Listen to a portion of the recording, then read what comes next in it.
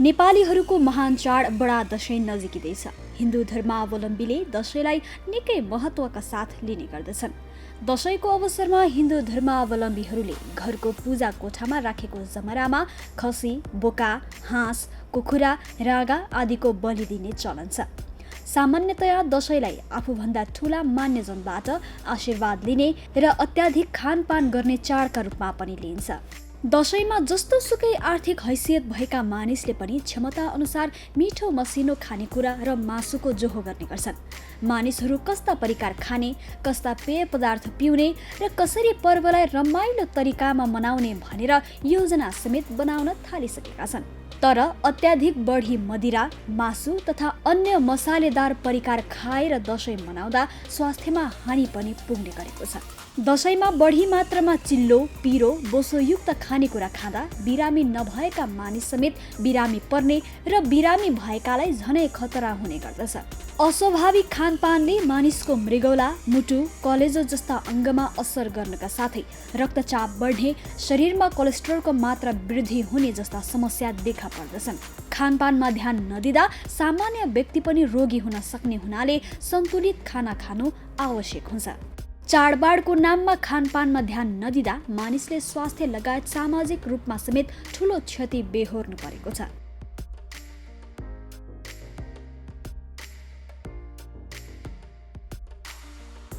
चाडबाड भन्ने बित्तिकै मासुको धेरै कुरा आउँछ। त्यसमाथि पनि दशैंमा त अझ बढी मासु खान्छौँ। हामीले बोसोयुक्त धेरै मसला र धेरै नुन हालेको मासु खानु हुँदैन।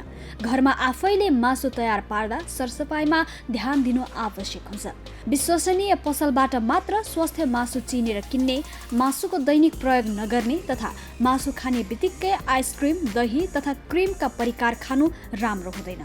त्यस्तै मासु पच्न गाह्रो हुन्छ। मासुमा रेसादार पदार्थ पनि हुँदैन, जसले गर्दा उच्च रक्तचाप, मधुमेह र मोटोपना भएकाहरूले मासुको अत्याधिक प्रयोग गर्दा समस्या थपिन्छ।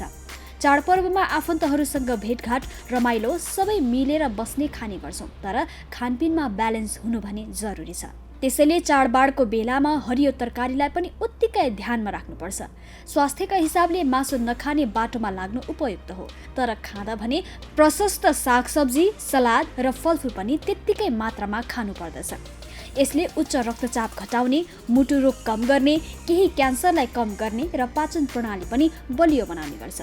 धेरै मासु पकाएर फ्रिजमा राख्ने, निकाल्ने, तताउने, खाने अनि फेरि राख्ने गर्नु हुँदैन। यसले शरीरलाई असर गर्छ। चिसो पेय पदार्थको कम प्रयोग गर्नुपर्छ। पेय पदार्थ कोल्ड ड्रिङ्क्समा चिनीको मात्रा धेरै हुन्छ। 1 गिलास अर्थात् 250 ml कोकमा 27 ग्राम चिनी हुन्छ। एक दिनमा चिनीको मात्रा अर्थात् क्यालोरिनको 10% अथवा 20 ग्राम चाहिन्छ। चिनीको मात्रा धेरै प्रयोग गर्नाले मधुमेह हुन सक्ने सम्भावना हुन्छ। त्यस्तै चाडबाडको बेलामा मदिराको खपत पनि धेरै हुने गर्दछ। दिनहुँ मदिरा सेवन गर्नु गलत हो। मदिराको सेवनबाट उच्च रक्तचाप, कलेजोमा खराबी तथा क्यान्सर जस्ता रोग लाग्न सक्छन्। त्यसैले स्वास्थ्य बिगारेर मदिरा खानु राम्रो होइन। रातो मासु खानु पनि राम्रो होइन। यसले युरिक एसिड उत्पन्न गराउँछ। कोलेस्ट्रोल र ट्राइग्लिसराइड बढी भएका बिरामीले सेतो मासु जस्तै छाला हटाएको कुखुराको मासु, छाला हटाएको माछा भने खान सकिन्छ। यसले शरीरलाई आवश्यक मात्रामा प्रोटिन प्रदान गर्छ। तर स्वस्थ मानिसले पनि माछा मासु धेरै खानु राम्रो होइन। खानेकुरा खाने बेलामा स्वादको पछि लाग्नु पनि राम्रो होइन।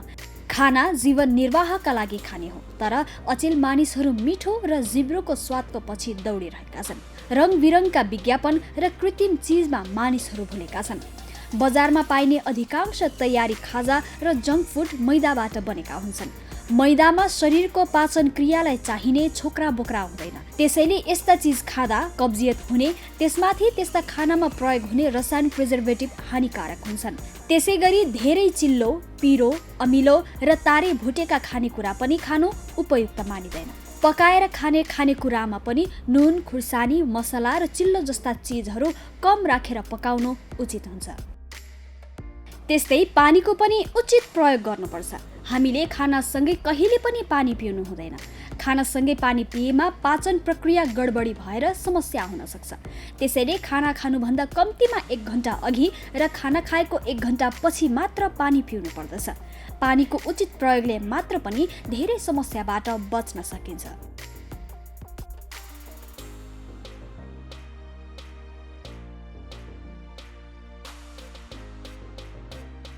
खाद्यान्न समूह, तरकारी र गेडागुडी समूह, माछा, मासु, अण्डा अथवा गेडागुडी समूह, दूध अथवा दूधबाट बनेका परिकारका समूह, फलफुलका समूह। एउटा वयस्क मानिसले खाना कति मात्रामा खाने भनेर उसको उमेर, उचाइ, जीवनशैली, शारीरिक परिश्रम अनुसार फरक हुन्छ। मासुमा प्रोटिन र बोसोको मात्रा धेरै हुन्छ। हाम्रो लागि एक दिनमा 50 देखि 65 ग्राम प्रोटिन आवश्यक पर्छ। प्रोटिनले शरीरको वृद्धि र विकास गर्छ। दशैंमा हामीले धेरै मासु सेवन गर्छौँ। यसले गर्दा हाम्रो शरीरमा आवश्यकता भन्दा बढी प्रोटिन जम्मा हुन्छ। प्रोटिनको मात्रा बढी हुँदा कलेजो र मृगौलालाई अनावश्यक दबाव पर्छ र तिनीहरूमा हानि पुग्न सक्छ। हाम्रो शरीरलाई दैनिक 10 देखि 20 ग्राम बोसो भए पुग्छ। छाला र बोसोमा चिल्लो पदार्थको मात्रा धेरै हुन्छ। त्यसैले मासु पकाउनु अघि नै छाला र बोसो हटाएमा सो मासु खान स्वास्थ्यका लागि राम्रो हुन्छ।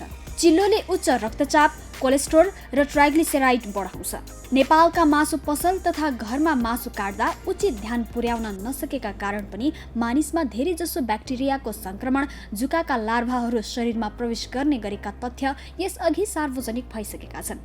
मासुको माध्यमबाट मानिसको शरीरमा विभिन्न किसिमका रोगहरू सर्ने सम्भावना पनि उत्तिकै रहन्छ, जसका कारण दशैं मनाउँदै गर्दा वा मनाइसकेपछि पनि बिरामी परेर अस्पताल भर्ना हुने बिरामीहरूको संख्या बढ्ने गरेको छ। यसका लागि मासु खाँदा उचित व्यवस्थापनमा ध्यान दिनु जरुरी छ। मासु र अन्य परिकारलाई स्वस्थकर ढङ्गले नराख्दा खानेकुरामा विषाक्तता बढी भई फुड पोइजनिङ पनि हुन पुग्छ, जसले गर्दा मासु तथा खाना खाएको केही समयभित्रै पेट दुख्ने, पेट ढुस्स पर्ने, झाडा पखाला चल्ने, अपच भई तत्कालै पेट फुल्ने लगायतका समस्या देखिन थाल्छन्।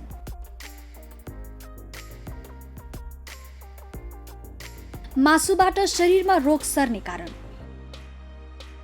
मासु काट्ने स्थान, काट्ने हतियार सफा नभएमा, मासुको परिकार तयार गर्ने व्यक्ति स्वस्थ नभएमा, बत्ती निभाएका बेला फ्रिजमा राखेको वा फ्रिज बाहिर राखेको मासु खाएमा, सडै गलेको मासु सेवन गरेमा, राम्रोसँग फ्रिजमा भण्डारण प्रक्रिया नअपनाएमा र रसायनयुक्त मासुको प्रयोगबारे सचेत नभएमा। स्वास्थ्य मासु कसरी छान्ने? मासु हल्का गुलाबी, हरियो तथा प्याजी रङको भएमा त्यो खान अयोग्य भइसकेको हुन्छ।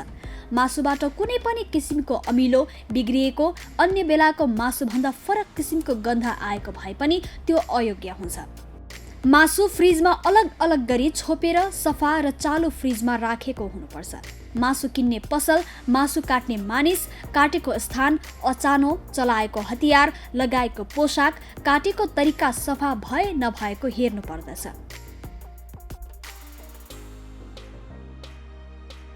मासु खाँदा ध्यान दिनुपर्ने कुरा: फ्रिजमा लामो समयसम्म भण्डारण गरेर राखिएको मासु सकेसम्म नखानु नै राम्रो हुन्छ। बासी तथा खुल्ला स्थानमा राखेको मासु नखाने। काँचो मासुको परिकार कुनै पनि हालतमा खानु हुँदैन। पोलेका मासु अर्थात् सेकुवा, हाकु, छोइला आदि सकेसम्म नखाएकै राम्रो। राम्ररी सफासँग पखालेको र राम्ररी पाकेको मासु मात्र खाने। विभिन्न किसिमका धेरै मसला तथा तेलीय पदार्थको प्रयोग कम गर्ने। बोसो तथा छाला रहित मासुको प्रयोगमा जोड दिने।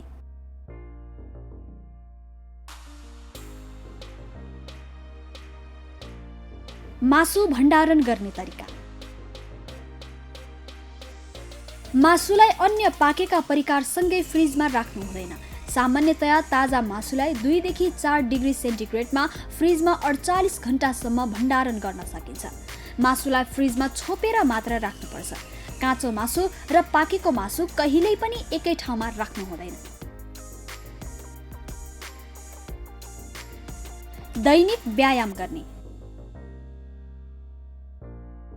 दशैंमा धेरै दिन बिदा हुने भएकाले मानिसहरू घरमै बसेर खाने, तास खेल्ने, टिभी हेर्ने र चङ्गा उडाउने आदि गर्छन्। कतै जानु परे पनि सवारी साधनको प्रयोग गर्छन्। तर यस्तो बेलामा व्यायाम गर्न भने छोड्नु हुँदैन। बिहानै उठेर 10,000 पाइला पसिना निकालेर हिँडेमा खाएको खाना पचाउन मद्दत पुग्छ। कमसेकम आधा घण्टादेखि 1 घण्टासम्म व्यायाम गर्नु उचित हुन्छ। धेरै खाएर आराम गर्दा मधुमेह, उच्च रक्तचाप र कोलेस्ट्रोलको मात्रा बढ्न सक्छ। यसकारण चाडबाड भए पनि व्यायाम गर्न नभुलौ।